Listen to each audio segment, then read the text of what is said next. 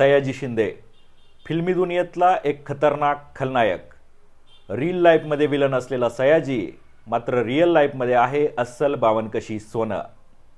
नाशिकच्या कुंभमेळ्यासाठी राज्य सरकारनं तपोवनातली 1800 झाडं तोडण्याचा निर्णय ज्यावेळेस घेतला त्यावेळेस सगळं बॉलिवूड उगीच पाण्यात राहून माशाशी वैर कशाला या भावनेनं गप्प राहिलं.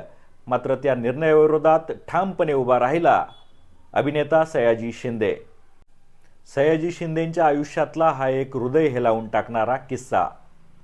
त्यांची आई ज्यावेळेस मरणाच्या दारात होती त्यावेळेस आदल्या दिवशी 5000 देशी बियांनी त्यांनी त्यांच्या आईची तुला केली आणि आईच्या पश्चात या बिया संपूर्ण महाराष्ट्रभर पेरल्या. त्यांचं असं म्हणणं आहे की त्या बिया आता झाडांमध्ये रूपांतरित झाल्या आहेत आणि त्या झाडांचा सुगंध, सावली, फळं सगळं काही त्यांना त्यांच्या आईची आठवण करून देतं. चंदेरी दुनियेतला खलनायक परंतु वास्तव जीवनातल्या सच्चा माणसास सलाम.